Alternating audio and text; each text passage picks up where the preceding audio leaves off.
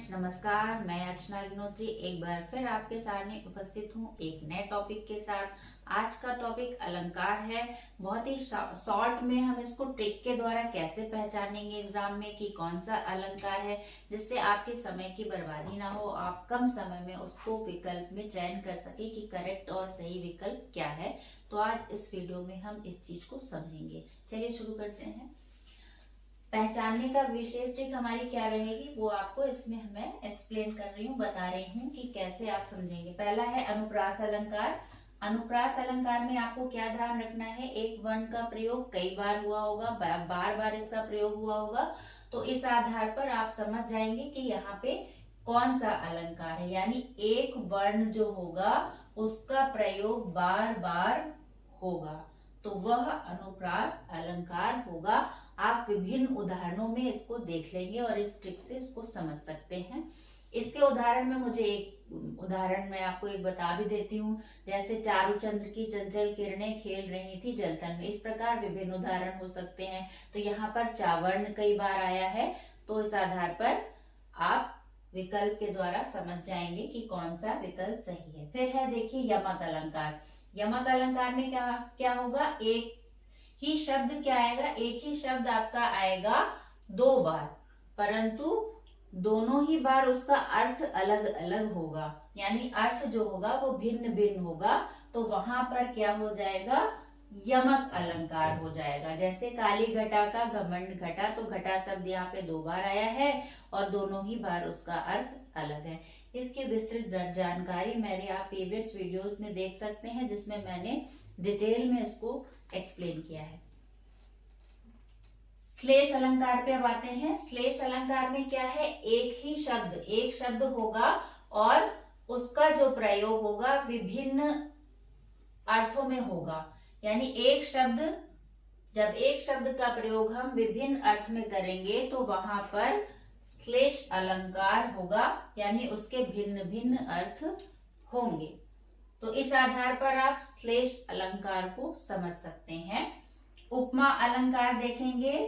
उपमा अलंकार क्या है, जहां पर देखिए इसमें क्या होता है, उपमा दी जाती है, तुलना की जाती है, किसी भी वस्तु की तुलना हो सकती है, व्यक्ति की तुलना हो सकती है।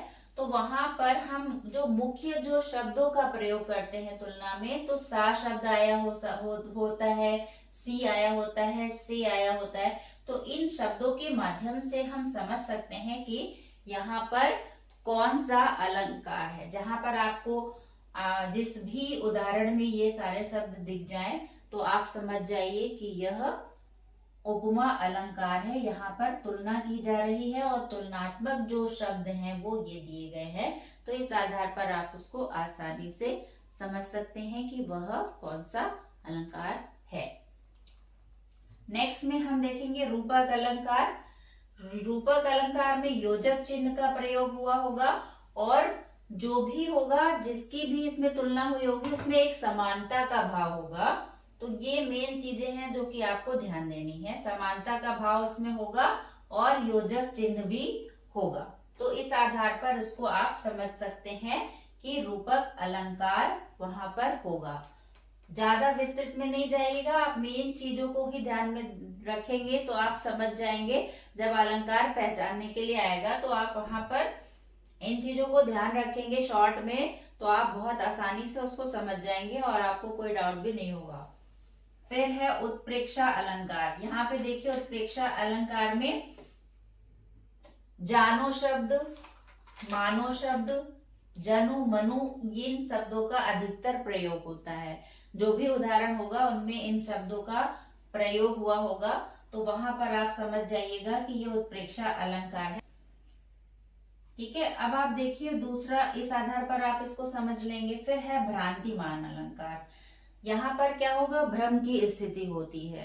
बहुत ही भ्रम की स्थिति पैदा जब हो जाए तो वहां पर कौन सा अलंकार होगा, भ्रांतिमान। जैसा कि शब्द से भी स्पष्ट हो रहा है, भ्रांति यानी भ्रम की स्थिति कि क्या है क्या नहीं है, तो वहां पर आपको यह अलंकार समझना होगा कि यह भ्रांतिमान अलंकार है। दूसरे अलंकार पे आते हैं तो वो है संदेह अलंकार। संदेह अलंकार में क्या होगा, जहां पर संदेह होना पता चले, यानी किसी भी चीज का संदेह हो रहा है कि वो चीज क्या है, तो आप वहां पर समझ जाइए कि यह संदेह अलंकार है। अब नेक्स्ट जो है वो लास्ट है हमारा, उसमें क्या है, मानवीकरण अलंकार है। मानवीकरण अलंकार में क्या होता है, जहां प्रकृति को हम मानवीय रूप में प्रस्तुत करते हैं, प्रकृति की कोई भी चीज होगी उसको हम मानव के रूप में प्रस्तुत करते हैं या मानवीय भाव से युक्त उसको दिखाते हैं, तो वहां पर मानवीकरण अलंकार होता है। जैसे मान लीजिए संध्या का समय है, तो संध्या को एक सुंदरी के रूप में हम प्रस्तुत करेंगे, देखेंगे, तो वो मानवीकरण अलंकार होता है। तो इस प्रकार आपने ये चीजें जो मैंने बताई हैं ट्रिक के द्वारा, जो मेन चीजें बताई हैं, इनको अगर आप ध्यान में रखेंगे तो आपको पहचानने में, अलंकारों को पहचानने में कोई भी डाउट नहीं होगा, कोई भी प्रॉब्लम नहीं आएगी। नेक्स्ट वीडियो में मैं फिर एक नए टॉपिक के साथ आपसे मिलूंगी। तब तक के लिए धन्यवाद। Thank you.